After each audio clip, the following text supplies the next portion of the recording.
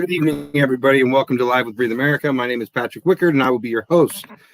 So tonight we were going to talk about, we had a lot of plans, and we didn't really expect to see some things coming into play over the last couple of days. So we're going to take a little bit of a different direction tonight. But before we get started, there are a lot of new people with us in both following the Breathe America page and the community, and several of our other groups and things like that. So I wanted to take a moment and kind of introduce what we are and what we do. But I am not going to be alone tonight in the show. I'm going to have a friend that you all know with me tonight. So those of you that don't know him, it is my pleasure to introduce Mr. John Lee himself. Will be joining us. John, go ahead and bring yourself on camera. Let's do this.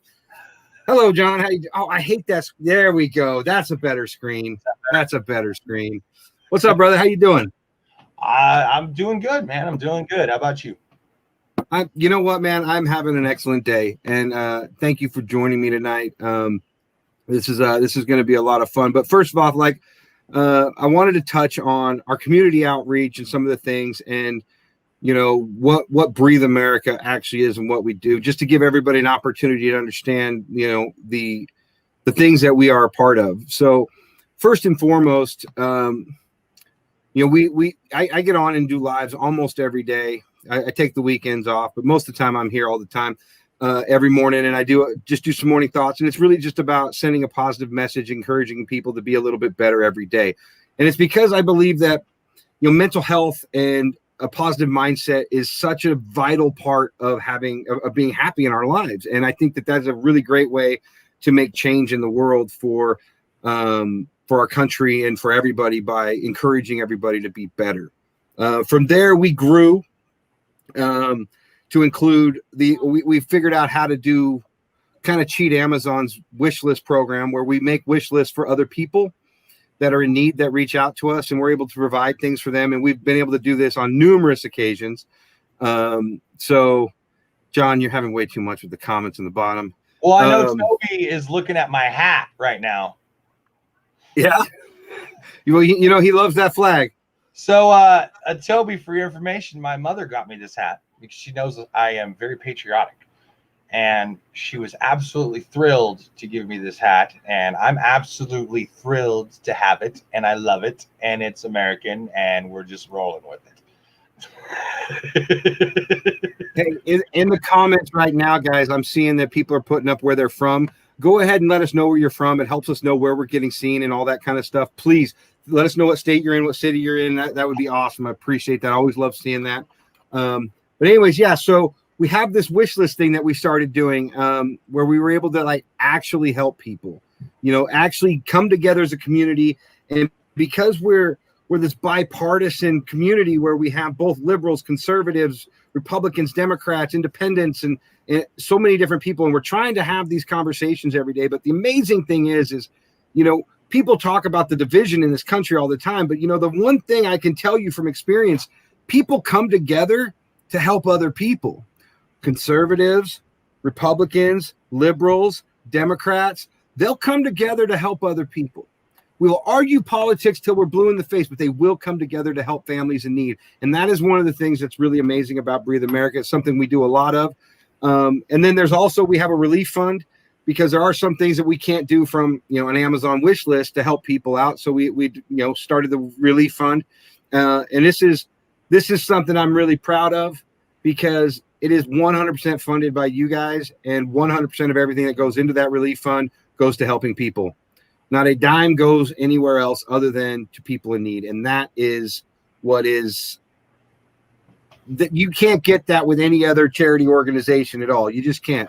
But that's my commitment to the people that donate to that fund, that 100% will go to helping people in need. And I think it's really important that we let people know that that is a big part of what we are and what we do. Now, obviously, we talk about a lot of things. John, what are your takes on our I totally agree with you. One of the things I really like about Breathe America, and it's why obviously I'm a member of Breathe America, I'm a staff of Breathe America, I'm a partner of Breathe America. I'm like every facet you could be supporter of a Breathe America, I am. And the reason why is because of that community outreach. One of the things that makes you guys unique, I think, is the transparency. So one of the things that we see with like GoFundMe's and a lot of these charity organizations is we kind of just throw money at them, right? And we assume that it's going to the right causes or whatever. But when you start looking at the fine print, you start looking at everything else, you realize how much is going to operation cost, how much is going to staffing, how much is going to advertising. And then you look down, you're like, okay, well, you can qualify as a charity with like less than 5% of your earnings actually going to the charity organization you sue. So with Breathe America being like literally like a direct network, like we literally put donors directly to the bill, to the need, to the problem, to the situation, and allow them to directly take action to become the solution and provide a solution for their neighbors and fans, friends and families. I think that's one of the main thing. And of course, nobody at Breathe America makes a damn dime. I can tell you that. We're all here as volunteers. We literally work a 24-hour, 7 shift. Man, I wish we did, huh? But no, it's really easy to get on board for me. And I think that's why so many people really come to Breathe America, see what we're about, and really like it. You know, I don't know, where can they actually check out like where our actual community stuff is? You can go to the website. The website is breathe-america.com. There's a community outreach tab in there. You can read the dream. You can get to, there's some blogs up, and there's links to the store and all the things that we're part of. There's also links to all of our groups there. So, that's really the hub of all of this. And then obviously the Facebook page, the groups and things like that. And, sometimes unfortunately you gotta scroll through to find some of the stuff. If you're in the community and you're not on the page, for example, you might have a hard time finding some of this stuff because it doesn't always get shared into the community. But everything that we're working on currently is on the page in one place or another. But no, I think what's really interesting to me is this really is a passion project for all of us, right? Like it started out as just this idea that we could bring people together and we could share an independent point of view, a perspective. And it really started out with this desire to really want to understand what we were seeing happen in our country, right? As well as this desire to want to help people. And that's, I guess that's the coolest thing about it. Like you said, none of us get paid. We don't make any money. I mean, we're trying to, but we make enough to keep the lights on for the most part. And that's all that counts. We're good enough with that. Welcome, Victor. Welcome, brother. Good to see you. That's so much enthusiasm on it. We had to throw that up. Like we couldn't let you get laid out. Welcome from Jersey. Hey, Victor, last time I talked to you, you were sick and you weren't doing so good, and we didn't get a chance to meet up while I was in Jersey. So I hope you're feeling better, brother. I know you had that, you had a little run with the COVID. So hopefully you're doing good. Let me know, please. Yeah, sure, man. Bless you, man. But yeah, so tonight we wanted to jump into yesterday's video, yesterday's live. Got a little crazy. Something that we've never really experienced. It's I don't want to say it's gone viral, but it's got quite a bit of views, quite a bit of interactions. But it's a topic that I find, I guess the reaction isn't really shocking to me as much as the subject matter was shocking to me, right? Like they're kind of almost like equal. Like, when I make a statement on a live about, the term re-education, which I fundamentally have a problem with. Now, whether it's re-educating conservatives or re-educating liberals or re-education period, I personally believe that any time in society, if we hear a term like this, it should be unequivocally shut down across the board, period. And I'm actually shocked that more people aren't doing exactly that. And then on top of that, I'm actually shocked to see in the comment threads in that video how many people actually think it's a good idea. I'm a little bit blown away, John. What were your take on it? So, let's just talk before we go into actually, the specifics of what some of the people in the comments were saying. Let's take their influence out first. The actual aspect of, I think it was this PBS lawyer. And sure, don't get me wrong. This guy said something, he got fired. The main thing about it is how many of the people just kind of picked that up and ran with it on both sides of the fence, and how many people endorsed it as like this thing. That's where we come back to the comment section. So once again, whatever PBS guy said, we need to put these people in re-education camps. And then I think Katie Curring said something similar. So we need to re-educate people or whatever. And then, of course, AOC has said similar stuff. I have one thing. Don Lemon, you can. Thank you. Moving on. You know what? Look, Don Lemon can kiss my ass. How about that? There you go. Don Lemon, your remarks are disgusting. You have an education that far exceeds the kind of vile stupidity that comes out of your mouth on a regular basis.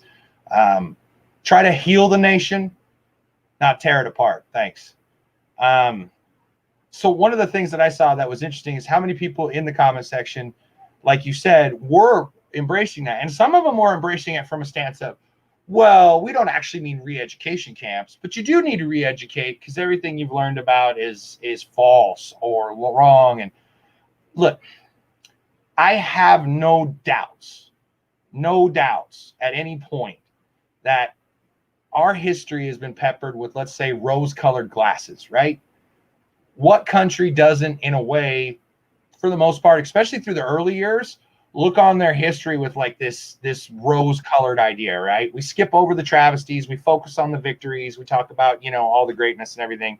I get it. But I talk to a lot of people in not only in this gig as Breathe America, you know what I mean, but also at the podcasting gig and just going to these protests with you and everybody else. Right. I find the average person has access to the information about the atrocities of America pretty easily. I find that conservatives who are supposedly being brainwashed by their schooling are fully aware of these things, are able to discuss them and able to say, hey, no, I don't think it was right what we did to indigenous peoples. I don't think it's right that, we're still fighting for civil rights. Sorry.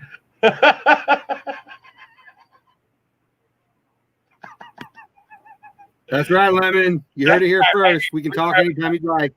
We're coming for your ratings too. So, we're competition now. No, so what I see, I don't know about that. I see this stance on it that it's okay to use these terms if you mean them in a different way than what the general sense is. But like I was talking to a good friend of mine, I was like, look, man, I know that a lot of these liberals probably don't actually want people to actually be in re-education camps like we would think of them or whatever and stuff. But the fact that you're willing to get on that bandwagon, the fact that you're willing to push that and be like, oh yeah, you should be in re-education camps, da-da-da. Like, okay, that's kind of like me saying, you know what? I think all ADHD kids that struggle with concentration, we should put them in concentration camps. But guys, calm down. I don't mean it like that. I just mean that we'll put them in camps that will concentrate them in one area to make them concentrate on things. I think what we say is super important. What we back, what we support, what we're okay with. Pat, let me ask you this, brother. How many times have you heard the left make a semi-valid argument that, if you find yourself standing next to a Nazi, you may be on the wrong side, right? They've said that several times to us, in various forms. I understand. There's some logical fallacy there. I get it. Yeah. And in a general rule, if you look to your left and right and the Gestapo is your best friends, then yeah, you should probably run. But here's what you don't see with that.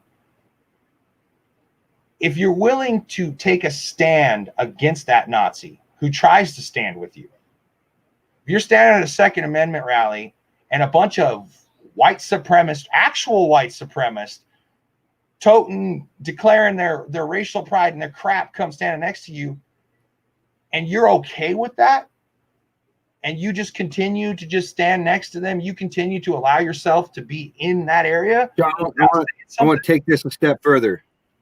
Not just that you're okay, like you can be not okay with it, but if you say nothing and you do nothing and you stay there, then it's the same thing in my mind. Like personally, if I'm at a Second Amendment rally and a whole bunch of whole bunch of people that show up that I do not want to be associated with or aligned with, I'm going to leave. I'm going to voice my opinion. I'm going to tell them, hey, to leave, right? Right, something, right? Like, but to do nothing and to stand there and be like, man, those guys are assholes, and you know, just and be like, turns out that's not okay. No, you got to do something at some point. You got to act. You can't let yourself be associated with people like that. Period. End of discussion. Like, you just can't. Yeah, like Toby just said, complacency is unacceptable. That's what I like about you, Pat, is one of the things I've always seen with the right, especially. And I want to talk about not the just average right people, you know, not just people on the right, but like, let's say the far right, the extremist people, you know, the people that are actually saying stuff that's like hate stuff, hate speech, things like that. You know what I mean? Sure. You've always made that division in the line that says, look, just because you say I'm a conservative or I'm a God-fearing man or I'm, you know, fighting for America, it doesn't mean you get to use any immoral stance to do that. Like, you've always made a stance to be like, look, I'm a conservative. That does not mean I'm okay with every single thing that people that identify as conservatives say, because you can't control that, man. How am I going to control that? I'm supposed to. Interesting to me. What's really interesting to me is like, I mean, for months, I never even said the word conservative. You know, I think I've officially said it on lives outside of tonight twice now. Literally twice on a live have I used the word conservative to describe myself. But let's be clear about it. I am a unaffiliated, registered independent. I'm not a Republican. I'm not a Democrat. I don't believe in a two-party system, right? But I do lean conservative on a lot of issues. But I also am very liberal on a lot of issues. So I'm a guy that I feel like I'm in the middle. But let's be real. I lean more to the right. That's the way that it is, right? I'm more conservative than I am left, period. There's just a handful of issues that I'm very left on that tends to shock people. And we can get into that anytime you want. But what's interesting to me is I say the word conservative, and in the comments of that video, all of a sudden I'm a full-fledged Trump supporter. I'm all these negative, hateful things. I'm a racist. Like, oh my goodness. I mean, I think one comment like pretty much said it was my fault for all the suffering in the Middle East. I thought that was interesting. I mean, holy shit, my bad. If I'd have known that I was causing that, I'd have done something to stop it. I'm telling you right now. But no, like, seriously, just because I tend to be a fan of small government and I want them less involved in our life. I don't like big government. I like conservative traditional values that this country was built on. That doesn't make me some, you know, crazy Nazi, racist, KKK loving guy. Like, that is not the case. It's not the case at all. But you know what, I think this is really simple.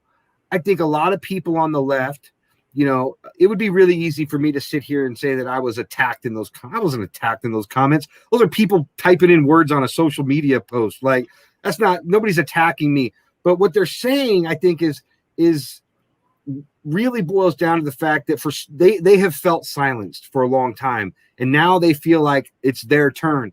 And we immediately jump back into this, well, you did this, so I'm going to do this, and it's this tit for tat kind of back and forth BS that always equates to the same thing. We stay divided, politicians get richer.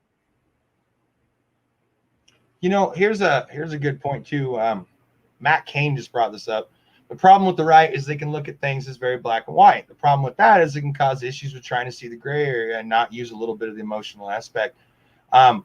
I do agree with that. I think that, like, traditionally with conservatives too, like, we have very, like, okay, so the things that we're taught as conservatives, like why hard work matters, why integrity matters, why trust matters. Like, they always come with a backstory. They always come with a background. There's always kind of this fill-in material that makes you very certain of these values when you get them, because you have good reason for it. The reason that you support freedom, right, and you try never to encroach on freedom unless it's absolutely necessary, is because we know that on a long enough timeline, that boulder's going to roll downhill and there's going to be no freedom at the end of that road, right? So, like, that's how it works. Oh, and he's got a left point right here. when it boils down to it, there's some pretty compelling evidence that people on the left tend to use emotion more than those on the right. The problem with emotion is it can quickly spiral out of control. At that point, you start seeing things like we have now, or wild accusations have been made. Why? Wait a second. Hold on. Wait a second, Mr. Kane. Did you deliberately just make a left-leaning comment than a right-leaning comment? Because that's awesome, sir. Thank you very much. Bravo. I appreciate that. That is hilarious. I love it. And you're absolutely right. Sometimes some problems, emotion is a very good thing. Empathy is an amazing thing to be able to be used to help people and to understand where the people are at. The lack of empathy is really a difficult thing. You can't always apply logic to every single question in every single situation. There are so many different sides to it. And unfortunately, it tends to happen just like he just described. Everybody on the left is an emotional thinker, and everybody on the right are logical thinkers per se. And I'm using that term very loosely for those of you that don't know that I every case at all. Right. But unfortunately, that does seem to be the commonality or the common consensus with right versus left. And here's the problem. It's the verses. Right and left, I've heard it described two wings, same bird, right? They got to work together to fly, right? That's how it works with a bird. That's how it works in this country. If we don't find a way to come together and work with each other, communicate with each other, at least have basic human understanding of each other, then we're really just going to go south. Like it's not going to get any better. Are you trying to say that America needs to breathe? Maybe. Are you saying that America needs to just be a little bit better today than it was yesterday?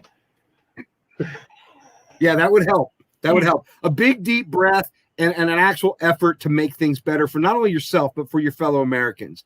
I don't think that's too much to ask. I get people are frustrated right now. People are scared. And why wouldn't they be? Why wouldn't they be? Look, like we had cities were lit on fire last night. No, I mean, freaking stormed. We got to bring that up. Yeah, the stuff that happened on the 6th was horrific. There's all sorts of the stuff that happened last night was horrific. There are things that have been happening for a year now that are horrific. Like we're literally watching our cities on fire right now. And how do we not be concerned when we see that? I think Mike kind of says it, right? Keep rational, man. Keep your feet grounded. No matter what, you can't get too worked up about this crap. No matter what. Look, I get that to a certain extent. I'm not telling you that if, the fierce phoenix of tyranny comes swinging down on your household that you should roll over. I'm not that kind of person. I wouldn't wear this hat if I was that kind of person. I wouldn't have a flag behind me. I wouldn't have legalized freedom, restore the Constitution on my chest. Not that kind of person. I just got Breathe America. By the way, these shirts are now available in the store for those of you that are interested. That was a shameless plug. Thank you. Our stores. Go ahead and contact our store, www.breatheamericastore.com. I don't know what your Breathe America store is. By the way, I suck at plugging our merchandise, so if you're new here, that might be the only time you ever hear me do it. Sure. But I don't, and we don't urge complacency. I don't want complacency. I don't want to. We've been too complacent in so many ways, man. Yes, I want you to breathe and think, just like Matt Kane said here. Beautiful comment, Matt. Thank you. Every freaking day, I want you to breathe and I want you to think. You're right. You're right, Chuck. We got to stop the vengeance game, man. We got to stop this back and forth, because here's what I heard. So under Obama, we had a lot of very angry conservatives, okay? In fact, actually, under Obama, we had a lot of angry Democrats, let's be real. So that's true too. Career, yeah, there was a lot of people that were like, hey, you said change, not bomb. Anyways, so like a lot of people were really angry. So then when we got into this Trump stage, right, a lot of people were backlashing against the Obama years. They were getting all those liberals back for rubbing their face, for being jerks and doing all this broadcasting, the stereotyping, all this blah, blah, right? And then we're going to see this thing going into Biden. We saw it going into Clinton. We saw it going into Bush. We saw it Gore. whoever won that election. I can't remember. It's fuzzy, very fuzzy. But like, officially or unofficially? Officially, what the fuck? Unofficially, I have no idea. It's fuzzy. Fuzzy is a good word.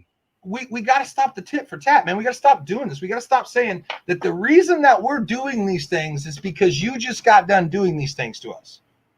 Okay, like at a certain point, we got to be like, you said it best with Martin Luther King the other day, right? When we were doing the Martin Luther King special, which some Korean company freaking muted and called us copyright infringers because supposedly JCTB, the Korean media company, owns Dr. Reverend Martin Luther King Jr.'s speeches, guys.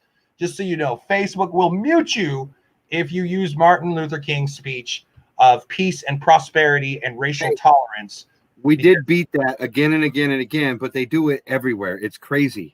I don't get it. So they even said, we've released your claim. They have not unmuted the video. Yeah, nope. Okay, thank you. Anyways, regardless of that, what she said on there was the main thing was this. You can't fight a good cause fought correctly. You can't fight a good cause that's fought with this certain sort of moral ethics, right? This standard, because it gains too much traction.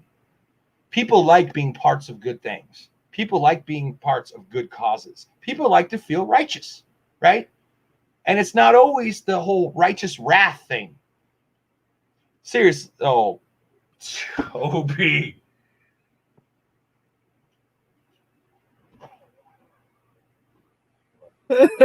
Sorry, I had to. For those of you that don't know, there's an inside joke there. It's really funny. But yeah, that had to happen. You know what? Here's the thing, you guys. At the end of the day, we're at a pivotal moment in our society. We have two very distinctly different paths forward, right? And at least that's what we're being told. It's either going to be this way or it's going to be this way. And I'm here to tell you there's another option. There's the option in the middle. There's the one where we come together, we lock arm in arm, and we decide together the path that's going to be best for everyone in this country. That is the truth of it. Now, the part that really frustrates me is I didn't even mention Trump in the video yesterday, and it's the majority of the comments are about Trump. Yeah. Let me clarify something for everybody, and I hope you guys are listening, because this is really what it boils down to for me, and this is what I think to be absolutely fact and the truth. Hold on. Branding moment. Be better today than you were yesterday. Why are we doing this? It's a branding moment. Better today than you were yesterday. The board needs me to do that. I don't know what a branding moment is. We've never done that before. All right. It's a CEO. But here's the truth. I don't care if you voted for Republicans. I don't care if you voted for Democrats. Our politicians are corrupt as shit, and we all know it. We're getting screwed over regardless of who's in office. How many of Trump's proposals that the left absolutely shot down, wanted nothing to do with, is Biden now proposing? A lot. And some of the ones that like the left fought the hardest, and I feel like now they're thinking or not thinking. You know, it's no. What is it? What is it? Was it the right thing to do it was the wrong thing to do under Trump, but it's the right thing to do under Biden? Or is it we can't let Trump do anything good, or we can't let anything happen over here? We're going to play the game, and then we'll do it later, because, man, that's a pretty good. What game are we playing here? And here's the thing. This is our country we're talking about. This is our nation we're talking about. The Republicans and the Democratic Party, the two-party system, is designed to divide our country. You want to know why we're so divided? There's your clue. We have a two-party system that starts us off on different teams. What do teams do when we go out to play the game? We play against each other. Who are you cheering for? Your freaking team. I'm sorry. I want a new team. I want the team that's, the American people. That's the team I'm on. I'm on Team American people. Oh, man. I almost got away with a slip there, and I would have said Team America, but we all know we wouldn't get away with that. Copyright infringed. Thanks a lot. This is getting muted now. That Korean we're infringing. But seriously, guys, down now. Thank you. I seriously don't care whether you're a liberal or conservative or Republican or Democrat. I'm telling you, there are evil and wicked BS going on both sides. Politicians are corrupt. We all know this. We all know this. This is not new. This is not something new. And yet everybody seems to forget it when it's time to pick the next crook that's going to be sitting in the office. Like, now we're going to fight. So we're going to hate each other so much. Now, here's the thing. I'm done hating people. Like Martin Luther King said, I don't want to I choose love. Hate's too much of a burden to carry. Yeah, he's exactly right. I'm not going to hate you because you disagree with me. I'm not going to hate you because you call me a racist in some comments and a whole bunch of other ridiculous stuff. Like, I'm not going to hate you. I'm sorry. I'm not going to do it. I'm going to hate you a little bit. If you call me a white supremacist and you say I was born a white supremacist and I have no choice in that, and I'm in a white supremacist country, and that my entire life I've been indoctrinated to believe that white people – let me tell you something what I learned in school, Pat. White people suck. That's what I was taught in school. We taught like every time at every major turn of the century, we have screwed a giant amount of people, and we have been running, chasing our butt ever since trying to fix it, right? We're still trying to shore it up. That's why there are millions of white Americans in the streets right now fighting for racial equality in their minds, right? Because they're not done. We're not done. When you and I discuss racial equality or police reform or anything like that, you're not over there going, oh, there's not a problem. There's not a problem at all. Nope. You're saying, look, man, we can argue over the semantics, but let's find a just and fair way to fix this problem so it benefits all Americans. And, you can't leave law enforcement out of those conversations. You can't leave white people and minorities out of those conversations. Everybody has to be represented in that. So look, I'll be the first to admit this country's got a lot of things wrong over the years. Sure. We've come a long way, yes, but we're not to the end of the game. It's not over yet. We can always be better. We can always do better, period. Yeah. And that's something we need to do. For racial equality? Who's the global trendsetter for racial equality? Who is the first people to freaking go out and publicly and actively pursue this? Who has constantly wrote legislation after legislation after legislation after legislation to try to fix this problem? How many black prime ministers does the UK have? None. How many presidents have we? Oh, we've had a black president. Great. We have a POC VP right now who's a woman. Okay. We are literally the trendsetters for equality. Are we there yet? No. Are we working there? Yes. Are we doing it better than 90% of these countries till like 50 years ago? I'd like everybody to look up how long ago homosexuality was a crime in the UK. John, this is not something that those are dangerous words, my friend. Those are dangerous words to turn around and make the statement that, we're trendsetters in the thing that is actually being used to divide us right now is that's a dangerous stance to take. But you know what? You're 100% right. How could it divide us? You're 100% right. Sorry, you go ahead. You say your thing. You're important. No, I was just saying you're 100% right. You're 100% right. The U.S. has led this movement all throughout history to do it better in a lot of ways. Now, that doesn't mean we're doing it the best. No, it doesn't mean that we're not making mistakes. We're the first ones to admit that we have fault and address them, though. Like Canada, I remember watching Justin Trudeau on a freaking teary-eyed apology to their LGBTQ community, which was incredibly transparent. You could tell it was forced and faked and op-ed. And what he did, it was like 2000 and what? 7, 9, 8, whatever. Literally, we have had the leaders of gay rights activists in America for decades.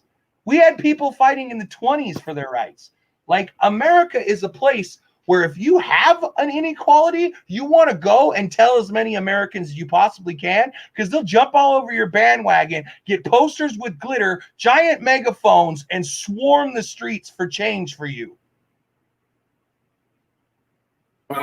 Misty, to answer your question, or wait, it wasn't Misty, it was Bree. Sorry. Do I feel the same way about our Congress? Yeah. If you go back and watch, we talked about this moving into the election, and I was very adamantly begging everybody who watched to not vote for incumbents. Let's get new blood in there. It's time, like everybody wants to talk about, career politicians and term limits and all that kind of stuff. Guess what? Term limits can be done next election cycle. We can end everybody who's up for election term next cycle if we wanted to. But you know what that requires? That requires us, the people, actually coming together and deciding that, you know what, we're done. And it also requires people like John and myself and people watching this that actually care, that want to make a difference, to decide to get more involved. That's a lot about what we're doing right now, is we're speaking out in all these different subjects. And we need good candidates to run for office. So if you think we can do a better, or you can do a better job, then go do a better job. Win that position. Absolutely. Get the support you need. Thank God you live in a country where you can actually go and run and change your government, because you have a living constitution that represents the will of the people over the government. It's just, if you want change, there's no better place to get it, period. But also, you got to put in the work, and you got to walk the walk. Change starts from within. It always starts from you. Right? Like, if you want to make a difference in the world, you're going to have to do something in here first. I promise you that.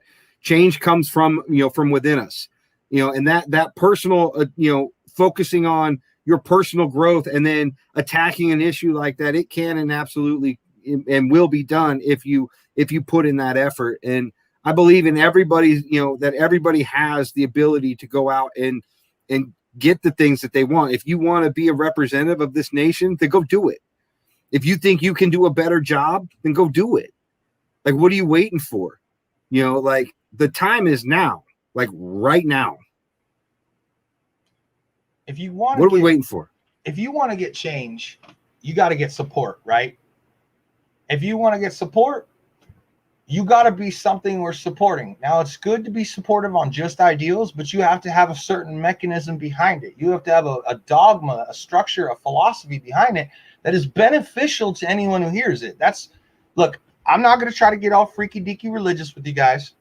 I'm just going to reference a story. Okay. There is a phrase, and the phrase is essentially this: you do not basically sell your beliefs to someone else at sword point. What you do is you walk such a path of goodness and light that they literally cannot help but agree with you, that they cannot help but want to know, what are you fighting for? What do you stand for? Because if you are the example to the ideal you are actually fighting for, people will go through. Can you guys love Pelosi? I love Pelosi the same way I love those little shriveled, the furless rats. What are those? The moles? The little ones that, like, they're blind. Their skin, they have like the wrinkles. Like, look, I believe all humans deserve to live. Is that a good enough answer? I'll say this: I don't hate her. Hate's a really strong word. Hate her, but I don't hate her. I don't want her dead. No, I don't want her dead. I don't want her harmed. No harm should fall. Water on her if she melts. Sorry. But yeah, love her? Yeah, no, can't do it. I can love her in the Christian sense. I love all of God's children. You know what I mean? Like, I love you as far as, like, love is easy, right? I can love Pelosi. Doesn't mean I got to love anything she says, stands for, or looks like. Yes. Yeah. Yes, Toby. Yeah, Toby. Yeah. And they don't understand postage stamps. So there's that.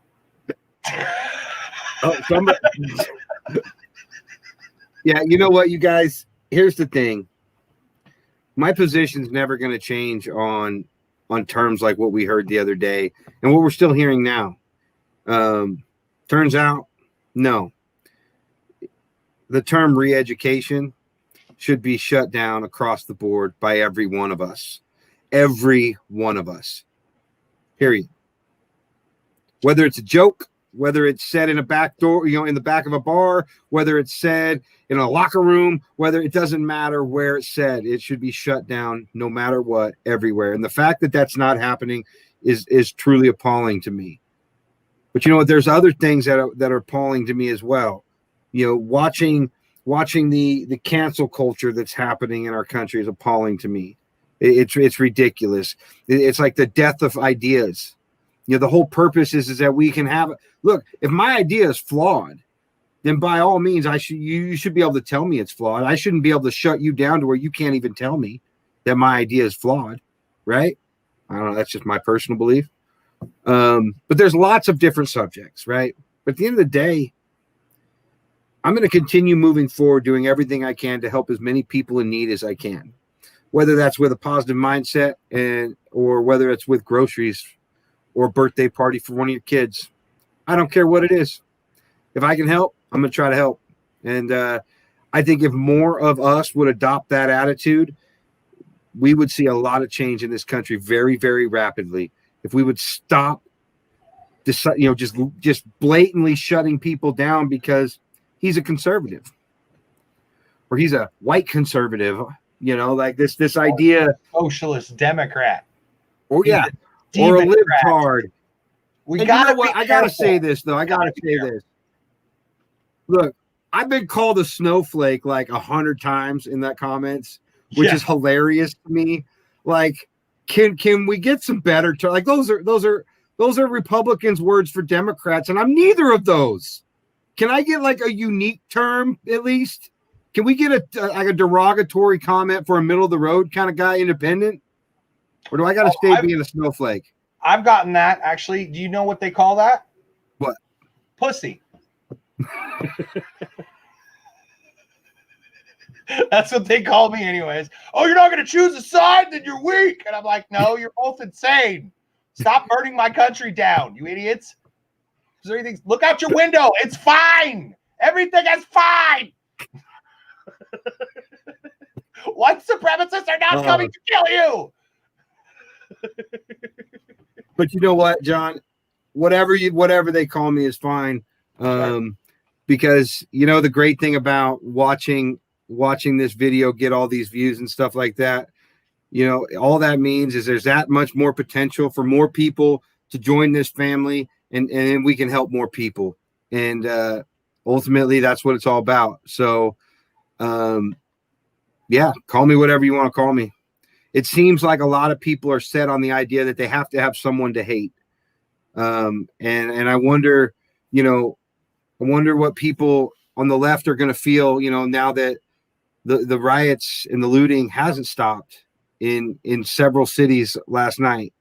It wasn't about Trump. It was about something else entirely. But yet the media played it up like it was just about Trump, like that was the problem, and then, but now he's gone. So now what's the problem? People want to have something to hate. So who's the next guy? Can I say something? Yeah. I have a prediction here. I believe the DNC may have lied to the left for the very last time.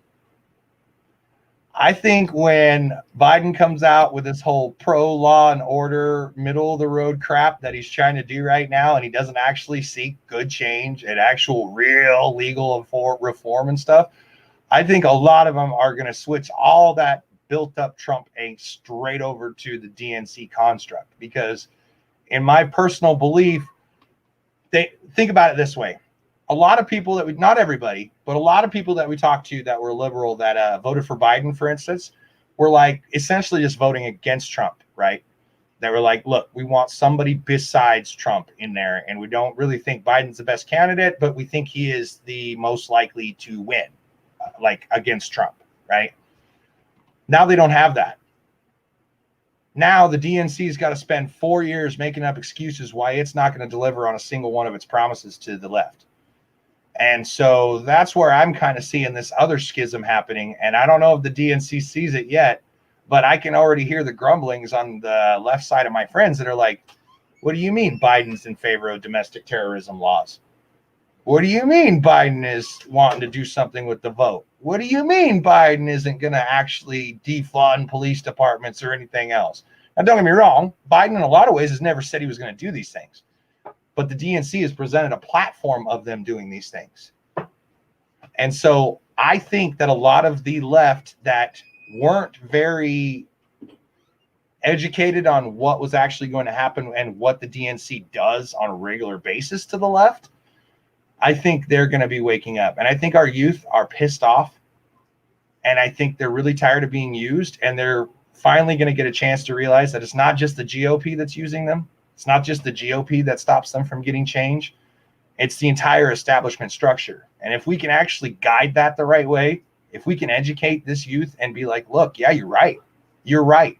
The establishment is literally built so citizens cannot promote change, so they cannot get their rights restored, so that they cannot fight this machine. I'd like one single person to tell me a single right we have gained in the last 50 years. Name one that we've lost that we've ever gained back.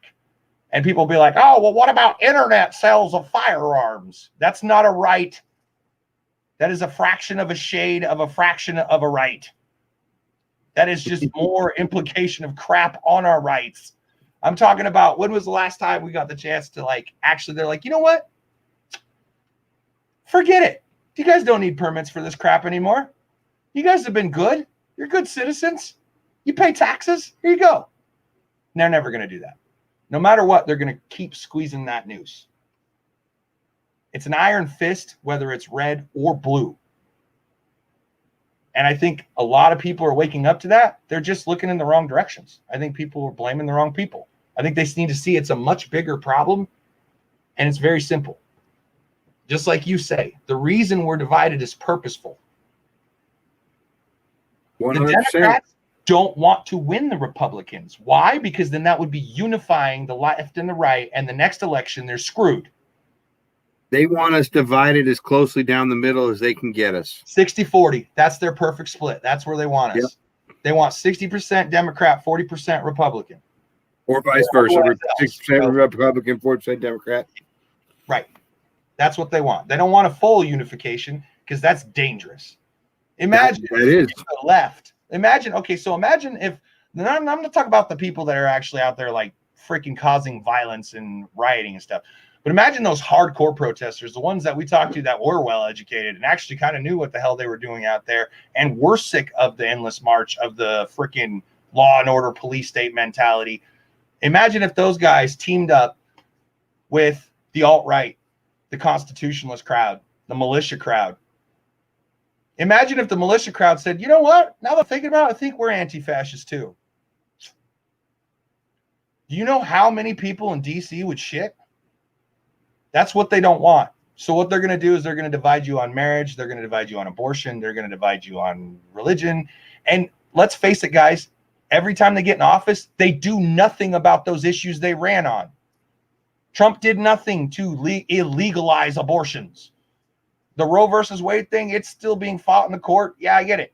That was never the executive branch. Obama didn't fully legalize abortions and allow us to not do it. They run on these things that aren't even in their authority to do. And we're like, oh, well, I would never vote for somebody who's anti-abortion. I'm like, okay, do you mean you would never vote for somebody who will never vote to stop it? Or who says that they're anti-abortion? Look, at the end of the day, the divide is purposeful. And it is done 100% for a reason. And it's because it strengthens their power base. It strengthens their ability, whether it's the right or the left. Both parties keep getting stronger and stronger. Opposing voices get smaller and smaller. There's no third party. There's no third party out there that's ever had a real shot at becoming an establishment party, because there are rules in place that stop that from being able to happen. And here's the thing that Americans are missing. We can argue policy all we want, but the one thing that we have to start agreeing on is that our system isn't working for the people anymore. Like John just said, when was the last time we got it right? When was the last time freedom was expanded for any of us? In fact, all I see is more regulation, more red tape, more taxes. I mean, geez, the taxes we pay are ridiculous. I don't even know how many times a dollar bill gets taxed before I get whatever's left of it. $1.6 trillion of our taxes disappeared under the DOD, and they don't have a single receipt for it. And I checked, and none of our soldiers are wearing $1.6 trillion mech suits. They're wearing Kevlar from 5 presidencies ago. What the hell are you spending our money on? Universal health care doesn't seem so bad. John, you're asking questions that you're never going to get the answer to. What are they spending the money on? We're never going to know. That's the thing. They classify information. They say, you guys don't get, we can't tell you this, but you know what? Whose country is this? Whose country is it? Theirs or is it ours? So what do you mean you can't tell me? How about kiss my ass? Where's our money? No, like that's, I mean, like, in the immortal words of Martin Luther King, we are coming for our check. DC, we want our taxes. Absolutely. Give us taxes for shit our country. We need. How about this whole Corona? You want to talk money and taxes? 900, almost $1 trillion Corona relief bill passed. Over 500 billion of it goes to foreign countries. CIA front. CIA front. Now, I know I was just in New York and I still saw homeless people on the street. I go downtown Boise right now and I can see homeless people there too. I'm pretty sure there's still a lot of homeless over in Portland. How far to an actual viable solution would $500 billion go? I'm just saying. Like, look, I mean, I think it would at least make a dent. They don't know what gender is in Pakistan. They're studying it. I read it in the paper. Yeah, I'm sorry. I think that those that live in glass houses shouldn't throw stones, and maybe we should take care of our own house first before we start trying to dictate everybody else's house with the money that we have. Agreed. You know what, you guys? Welcome to. So for all of those of you who are new, this is my good buddy John Lee. He a little bit crazy. It's okay. We love him anyways. Obviously, we're not in love with Nancy Pelosi, and we do a lot to try to help as many people as we can. Please like, follow, and share. Go hit the and you know what? If you don't share this video, that's fine. Go find a post on the page about the baby registry that we have up right now, because we have an Amazon wish list up. We have a little baby coming in this world that needs a little help with some more stuff, and let's get that stuff bought up for this family. And even if you can't buy something on that list, please share it so you give somebody else the opportunity to bless that family. And that's what it's all about, you guys, helping people come together to help those that are in need. One day it might be you, one day it might be me. I don't know. But you know what? I'm going to do everything I can to help as many people as I can along the way. John, you got any closing thoughts? Just 2 quick ones, man. Like, here's the 2 ways that we get ourselves out of this, America. 1, we walk a higher path ourselves. We don't expect others to do it. We don't do it because it's fair. We don't do it because there's some sort of payoff or it's beneficial to us or it's easy. We do it because we be living examples of good people. You know how hard it is to tarnish an actual good person's deeds against them? Very hard. As we've seen, it takes actually an entire world working against you. So let's just explain that. 2,